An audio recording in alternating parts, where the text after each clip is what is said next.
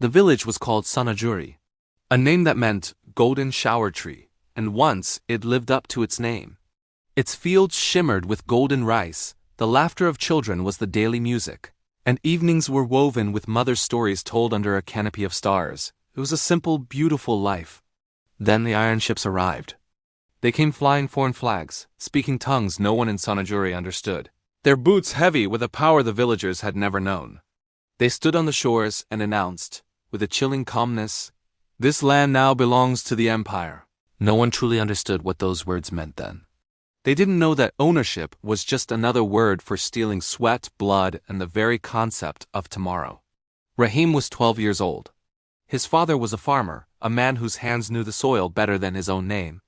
One morning, like any other, his father went to the fields. He never returned. At sunset, it wasn't the man who came back, but his body cold, broken, with the unmistakable mark of an imperial boot pressed deep into his chest. His crime? He couldn't pay the new, impossible tax. His harvest wasn't enough. That night, Rahim's mother screamed until her voice shattered into 1,000 pieces of silence. "My husband was not a thief," she cried into the uncaring night. "He was only poor, but poverty was a crime punishable by death in this new world." New rules followed swiftly, like a plague. Schools were closed. Why? Because educated minds ask questions, and questions are inconvenient for tyrants. Women were ordered to stay silent, to hide their grief. Why? Because tears make those in power uncomfortable. They remind them of the humanity they are crushing. And Rahim, at 12 years old, was sent to work in a mine. The sunlit world he knew disappeared. Darkness became his new sky. The gnawing ache of hunger became his constant companion. Dust filled his young lungs, settling in the spaces where dreams once lived. He wasn't a child anymore.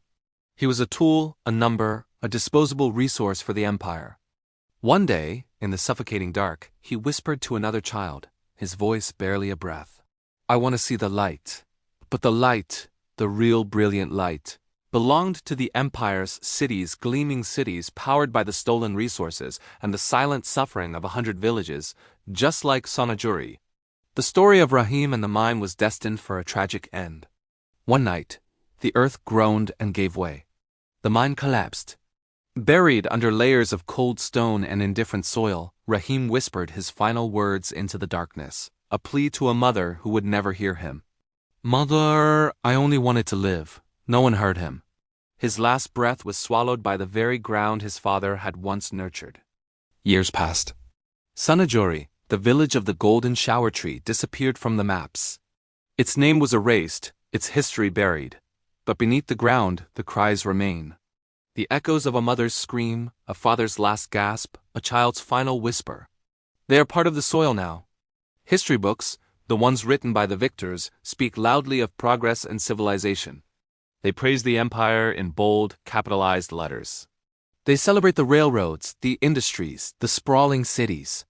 What they don't write, what they deliberately omit in the small print, or at all, is the true cost. They don't write about how many Rahims had to die for that so-called progress. How many villages had to be erased?